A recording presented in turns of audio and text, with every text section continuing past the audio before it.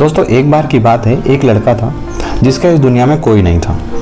वह एक सेठ के यहाँ नौकरी करता था और उसकी ज़िंदगी बहुत ही तंगी हालत में चल रही थी।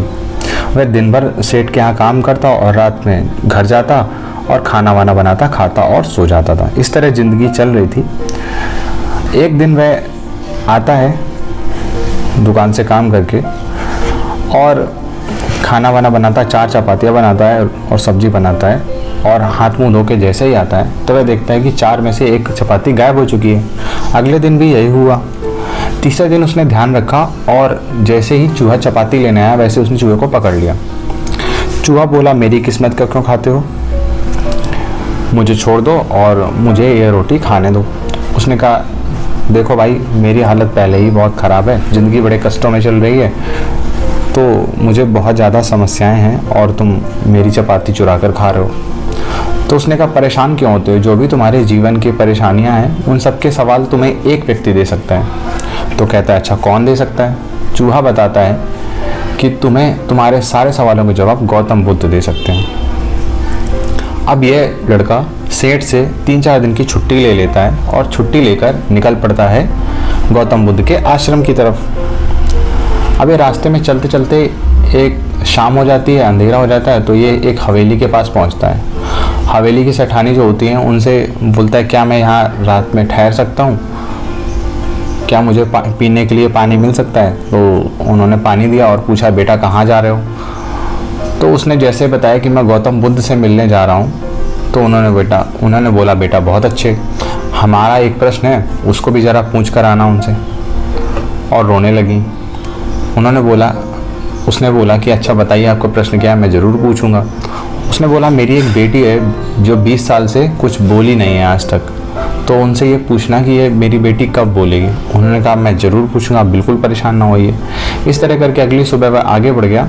कुछ दूर चलने के बाद पहाड़, पर्वत, बर्फीले रास्ते, बर्फीले पहाड़ को पार करते जब वो पहुँचा तो बहुत कठिन रास्ता था। बहुत ऊंचे ऊंचे पहाड़ थे, उनको पार करना बहुत दुर्गम था। तो वहीं पर उसे एक जादूगर दिखता है जो 1000 साल से तपस्या कर रहा होता है।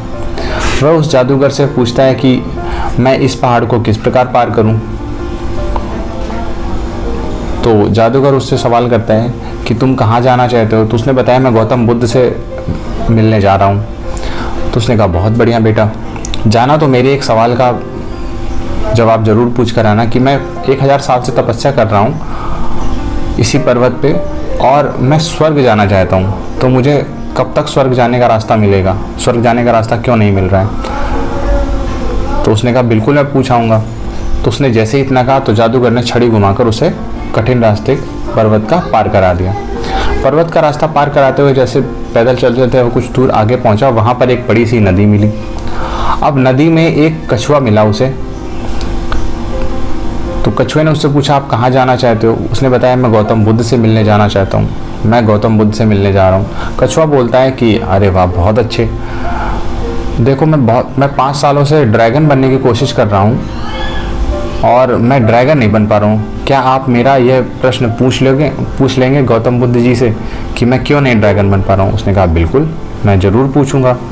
तो जैसे उसने इतना कहा तो कछुआ ने अपनी पीठ पर उस लड़के को बैठाकर नदी को पार करा दिया।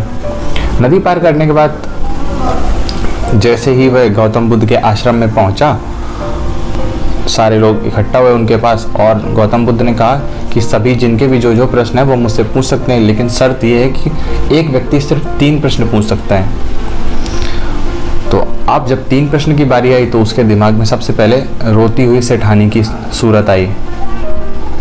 दिमाग में बहुत विचलन हो गया कि वह अपना प्रश्न पूछे या सेठानी का प्रश्न पूछे या जादूगर का प्रश्न पूछे या फिर कछुए का प्रश्न पूछे। तो उसने सोचा कि सेठानी बहुत बेचारी परेशान है, उसका प्रश्न पूछ लिया जाए। दूसरी तस्वीर उसके सामने आती है जादूगर की, जो बेचारा 1000 साल से तपस्या कर रहा है और वह स्वर्ग की प्राप्ति नहीं कर पा रहा है। तो दूसरी तस्वीर उसके सामने आती है। तीसरी तस्वीर आती है उस कछुए की जो 500 सालों से ड्रैगन बनने की कोशिश कर रहा है। फिर चौथी तस्वीर उसकी स्वयं की अपने सामने आती है। वह सोचता है कि अभी मेरा तो चलो ठीक है, चल ही रहा है, मैं कमा ही रहा हूँ, दुकान में काम कर रहा हूँ, थोड़ी और मेहनत करूँगा तो और अच्छी हो जाएगी जीवन।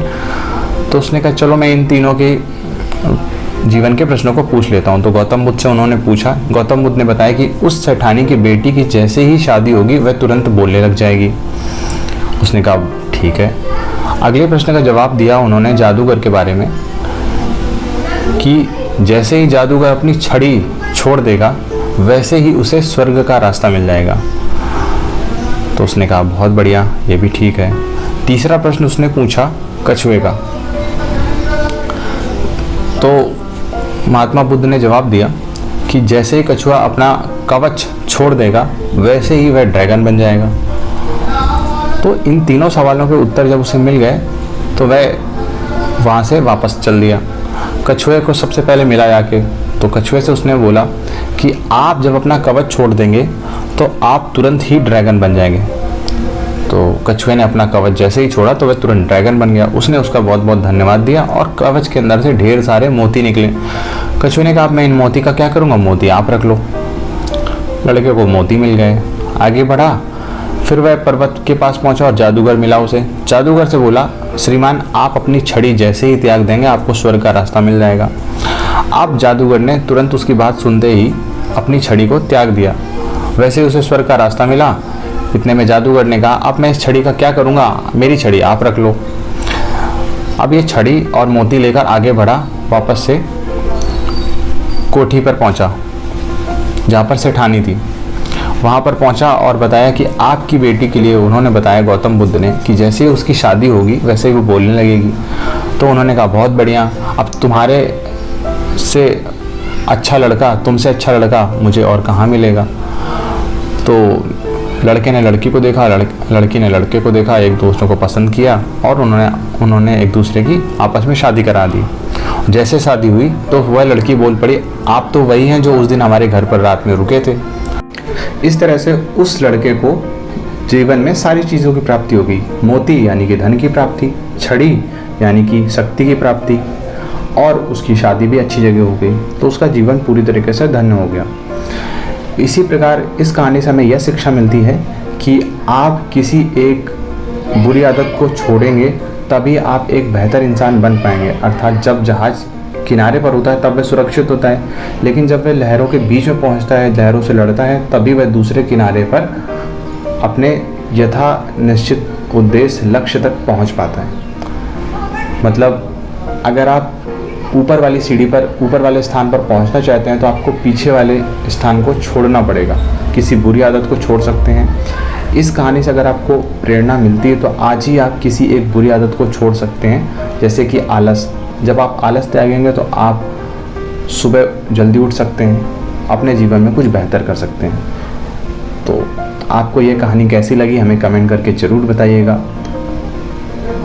मिलते हैं अगले किसी वीडियो पे, तब तक के लिए नमस्ते क्लास।